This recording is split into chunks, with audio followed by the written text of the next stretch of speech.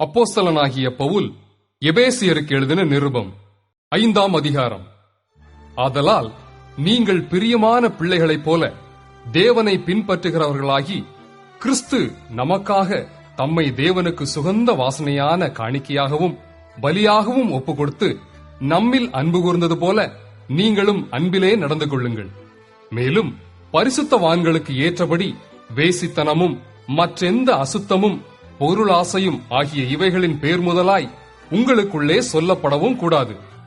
அப்படியே வம்பும் புத்தியீனமான பேச்சும் பரியாசமும் தகாதவைகள். ஸ்தோத்திரஞ்செய்தலே தகும். விபசாரக்காரனாவது அசுத்தனாவது விக்கிரகாராதனைக்காரனாகிய பொருளாசைக்காரனாவது தேவனுடைய ராஜ்யமாகிய கிறிஸ்துவின் ராஜ்யத்திலே சுதந்திரம் அடைவதில்லை என்று அறிந்திருக்கிறீர்களே. இப்படிப்பட்டவைகளின் நிமித்தமாக கீழ்ப்படியாமையின் பிள்ளைகள் மேல் தேவ கோபாக்கனை வருவதால் ஒருவனும் உங்களை வீண் வார்த்தைகளினாலே மோசம் போக்காதபடிக்கு எச்சரிக்கையாயிருங்கள். அவர்களுக்கு பங்காளிகளாகாதிருங்கள். முற்காலத்தில் நீங்கள் அந்தகாரமாயிருந்தீர்கள், இப்பொழுதோ கர்த்தருக்குள் வெளிச்சமாயிருக்கிறீர்கள். வெளிச்சத்தின் பிள்ளைகளாய் நடந்து கொள்ளுங்கள். ஆவியின் கனி சகல நற்குணத்திலும் நீதியிலும் உண்மையிலும் விளங்கும். கர்த்தருக்கு பிரியமானது இன்னதென்று நீங்கள் சோதித்து பாருங்கள். கனியற்ற அந்தகார கிரியைகளுக்கு உடன்படாமல் அவைகளை கடிந்து கொள்ளுங்கள். அவர்களால் ஒளிப்பிடத்தில் செய்யப்படும் கிரியைகளை சொல்லுகிறதும் அவலட்சணமாயிருக்கிறதே. அவைகளெல்லாம் கடிந்து கொள்ளப்பட்டு வெளிச்சத்தினால் வெளியரங்கமாகும். வெளியரங்கமாக்குகிறதெல்லாம் வெளிச்சமாயிருக்கிறது. ஆதலால் தூங்குகிற நீ விழித்து மரித்தோரை விட்டு எழுந்திரு, அப்பொழுது கிறிஸ்து உன்னை பிரகாசிப்பிப்பார் என்று சொல்லியிருக்கிறார். ஆனபடியினாலே நீங்கள் ஞானமற்றவர்களைப் போல நடவாமல் ஞானமுள்ளவர்களைப் போல கவனமாய் நடந்து கொள்ள பார்த்து, நாட்கள் பொல்லாதவைகளானதால் காலத்தை பிரயோஜனப்படுத்திக் கொள்ளுங்கள். ஆகையால் நீங்கள் மதியற்றவர்களாயிராமல் கர்த்தருடைய சித்தம் இன்னதென்று உணர்ந்து கொள்ளுங்கள்.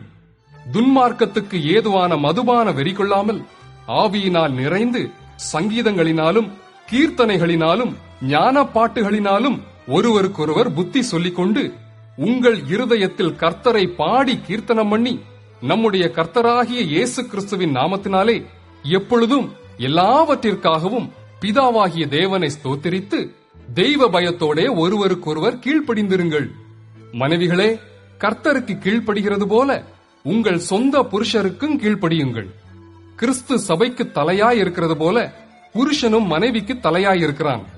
அவரே சரீரத்திற்கும் இரட்சகராயிருக்கிறார். ஆகையால் சபையானது கிறிஸ்துவுக்கு கீழ்ப்படுகிறது போல மனைவிகளும் தங்கள் சொந்த புருஷர்களுக்கு எந்த காரியத்திலேயும் கீழ்ப்படிந்திருக்க வேண்டும். புருஷர்களே, உங்கள் மனைவிகளில் அன்பு கூறுங்கள்.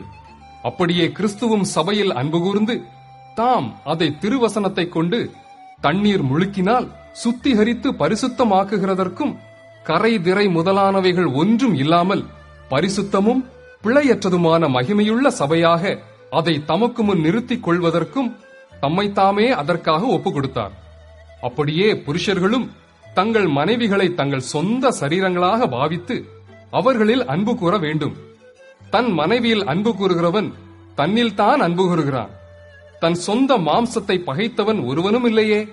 கர்த்தர் சபையை போஷித்து காப்பாற்றுகிறது போல ஒவ்வொருவனும் தன் மாம்சத்தை போஷித்து காப்பாற்றுகிறான்.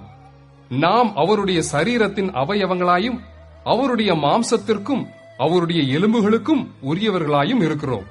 இது நிமித்தம் மனுஷன் தன் தகப்பனையும் தன் தாயையும் விட்டு தன் மனைவியுடன் இசைந்து இருவரும் ஒரே மாம்சமாய் இருப்பார்கள். இந்த ரகசியம் பெரியது. நான் கிறிஸ்துவை பற்றியும் சபையை பற்றியும் சொல்லுகிறேன். எப்படியும் உங்களிலும் அவனவன் தன்னிடத்தில் அன்பு கூறுவது போல தன் மனைவியினிடத்திலும் அன்பு கூற கடவன். மனைவியும் புருஷனிடத்தில் பயபக்தியாய் இருக்க கடவள்.